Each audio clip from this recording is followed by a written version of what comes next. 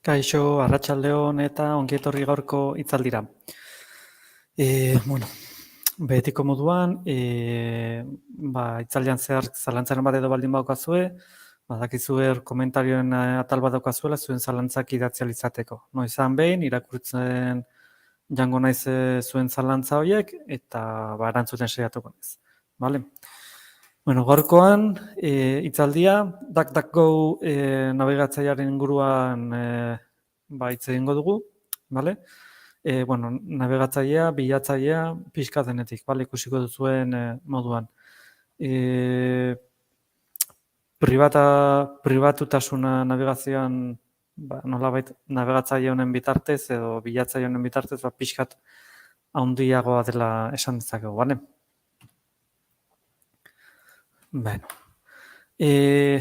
Sarrera moduan, bilatzaile horrek ez du arakatzen, ez du daturik biltzen eta ez du erabiltzaileen bilaketaren jarraipen historikorik egiten. Helburua da, pribatutasuna eta segurtasun handiagoz nabigatzeko diseinatu dagoela nabigatzaile hau, edo bilatzaile hau. Google, Bing, Yahoo eta beste bilatzaile batzuk eta beste nabigatzaile batzuk egiten dutena da, nolabait guk interneten gabiltzanean, guk egiten dugun horren historial bat sortzen da, historiko bat sortzen da, eta datu horiekin gero, beraiek, iragarki zuzenduak izaten dira, segun eta zer begiratu dugu, cookien asunto guzti hori, honekin ere zerikusi pixkat badauka, eta nolabait gero informazio hori erabiltzen da, guri produktu konkretuak nolabait eskaintzeko, bilaketak egiten ditugunean, guk bilatutakoaren antzeko gauzak komentuko dizkigu eta horrelako gauzak, bale?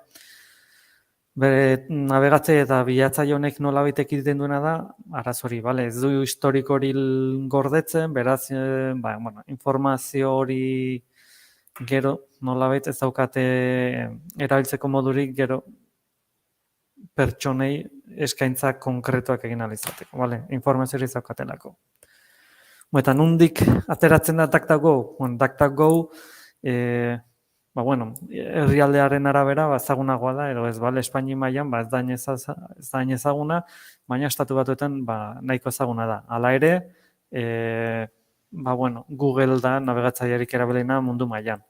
Gero, Bing, Yahoo Asialdean ere oso erabilia da, Txinan beraien bilatzaile konkretuak ere badaukate, pixkat herrialderen arabera. Eta DuckDuckGo, 2008an sortzen da Gabriel Weinberg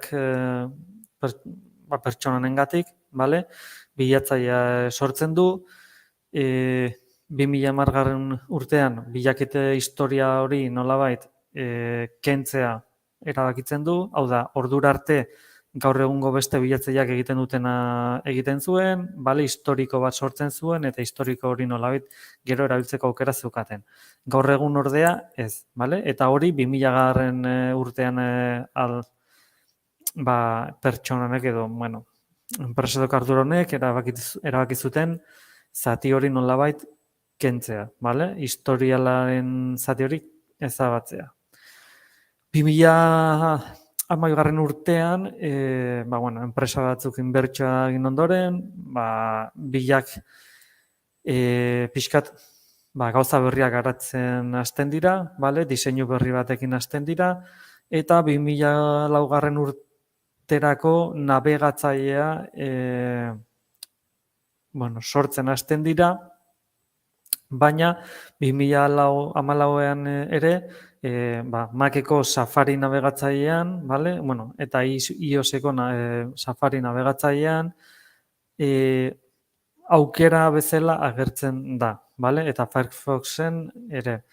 Azkenean guk edozein nabigatzaile erabiltzen dugunean, nabigatzailea ez badakizue interneteko webguna begiratzeko erabiltzen den tresna bat da, edozein webgune begiratzeko, eta bilatzailea da interneten zehar guk bilatu nahi dugun materiala, informazioa eta abar, bilatzeko erabiltzen dugun webgune konkretu bat da.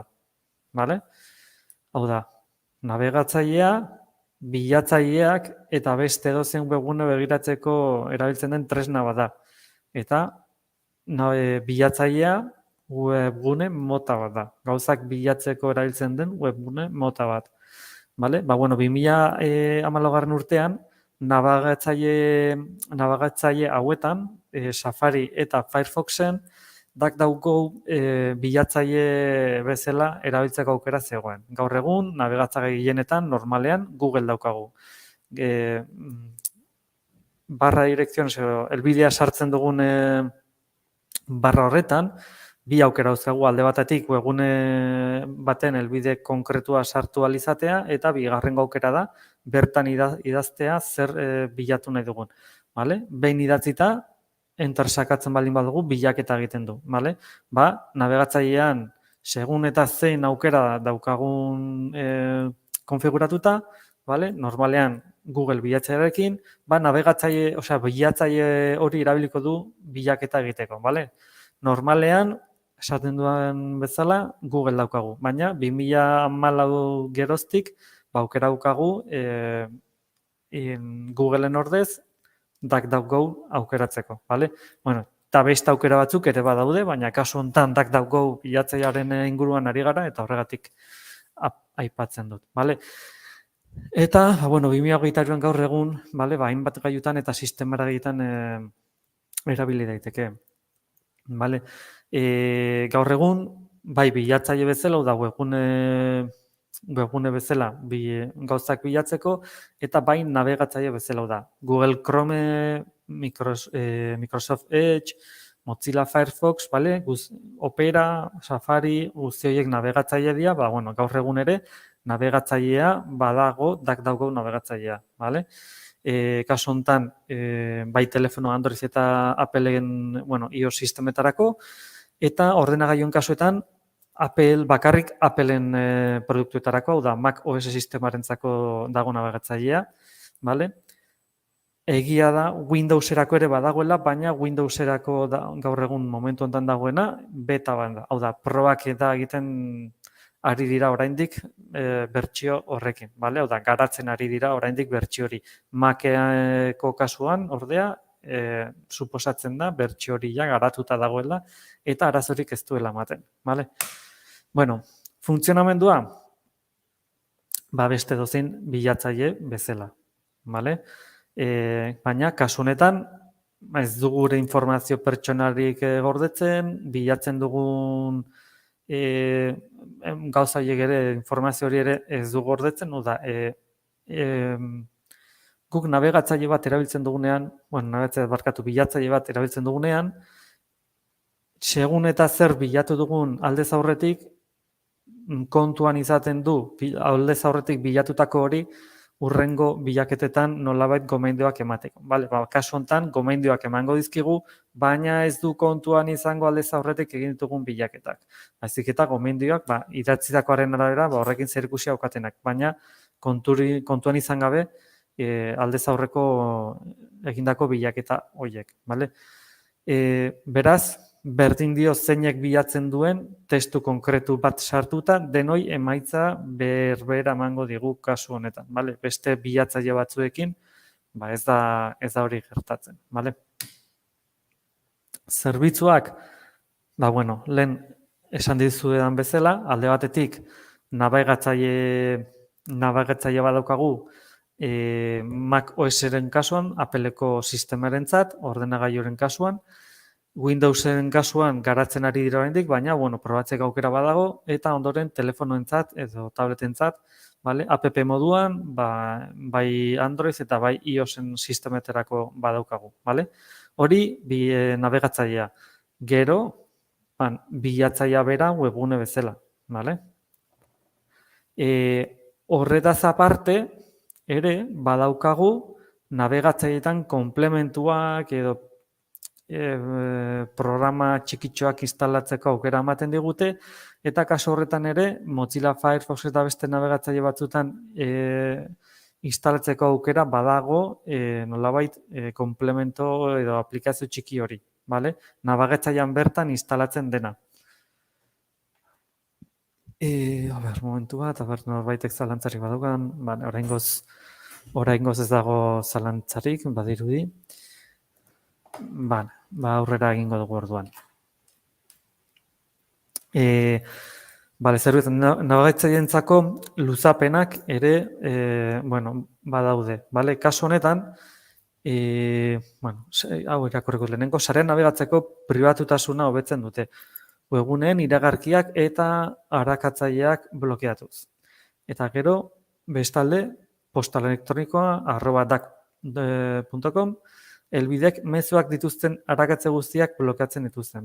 Kasu honetan DuckDuckGo aukera ematen du, nolabait, posta elektroniko hori arakatzen du, zeo zerrara ikusten badu e-mail hori blokeatu egiten du, eta ondo dagoena nolabait beste e-mail kontu batera berbidali dezake. Segurtasun sistema da, baina argitu behar dena da DuckDuckGo ez dela VPN bat, VPN beste segurtasun sistemat esan dezakegu, ez da segurtasun sistemat konkretuki, baina segurtasun sistema bezala hor baduka nolabait zer esana, VPN bat. Eta egin dezakeguna da, VPN bat eta bestaldetik DuckDuckGo nabigatzaileak eskaintzen duen segurtasun hori kombinatu nolabait segurtasun handiaga lortzeko, baina gauz ezberdinak dira.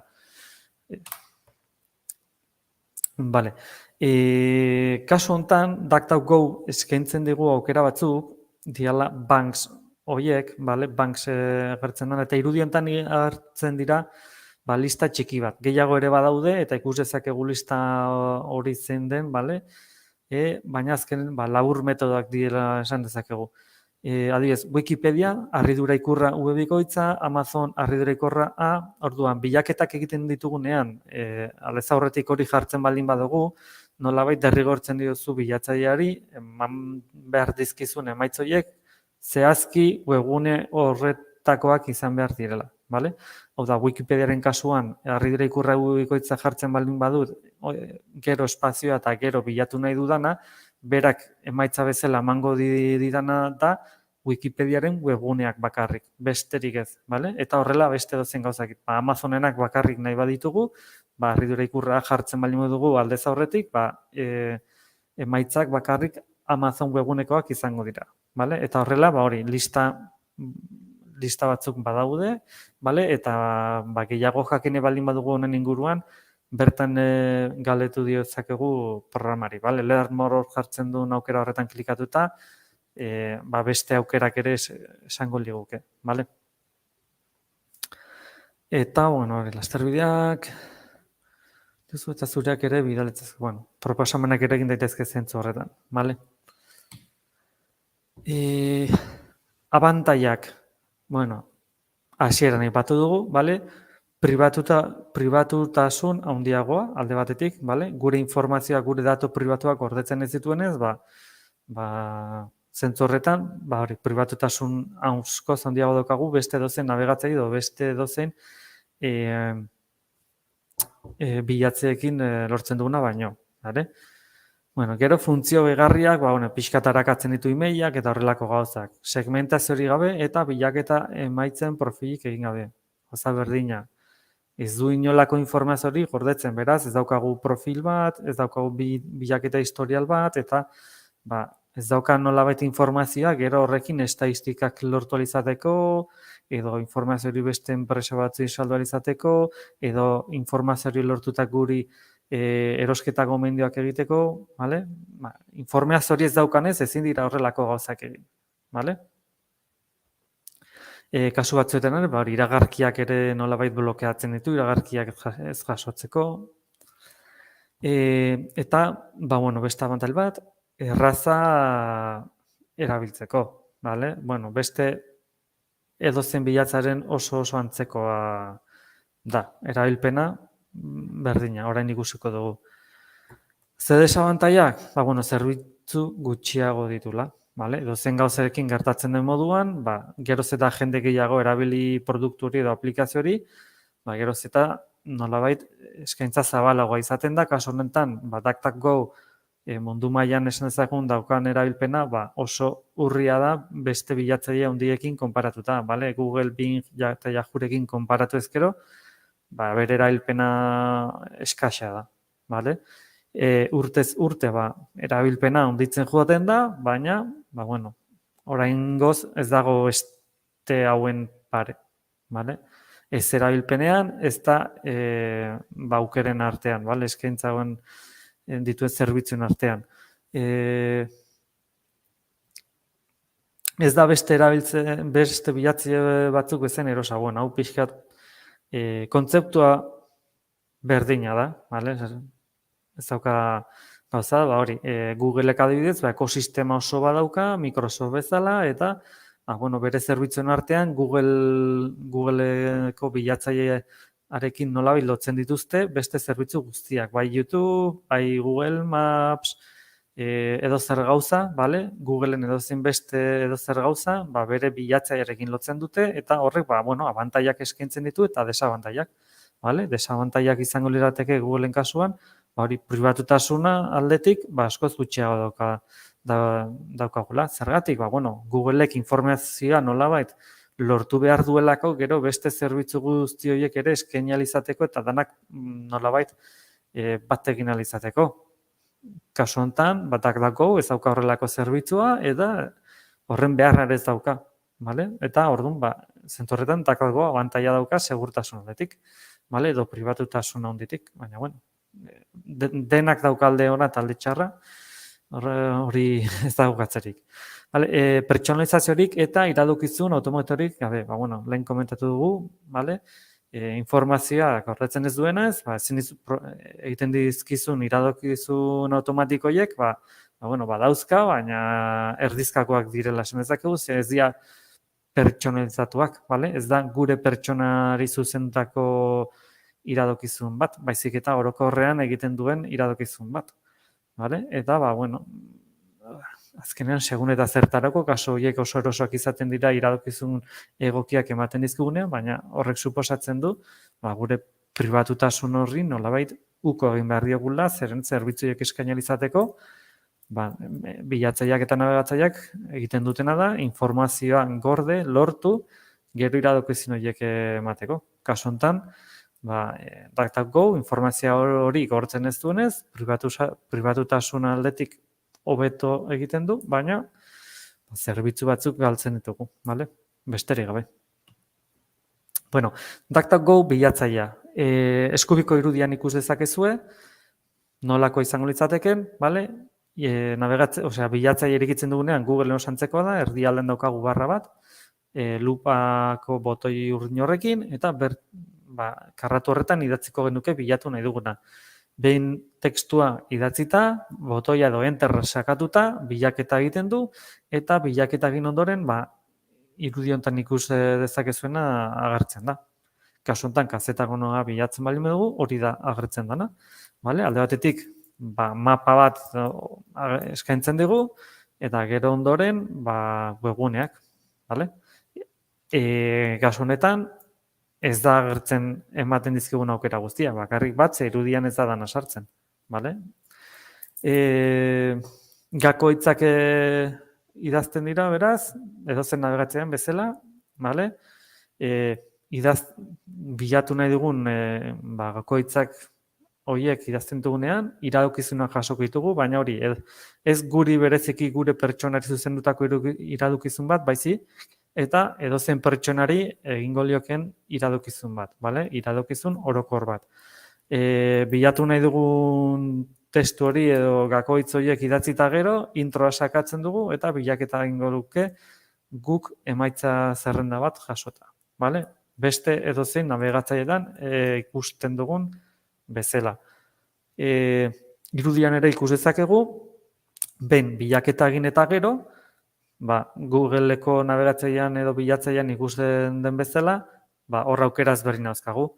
Informazio guztia, bakarrik irudiak, bakarrik bideoak, bakarrik notiziak, bakarrik mapak, eta ondoren ajustes edo herramientas edo aukera daukagu, eta horrekin iragazki batzuk kargatuko liguke, justo bere azpian, bale? Eta bertan, irudien kasuan, aukeratuko genduke, irudi mota, irudi tamaina, bale?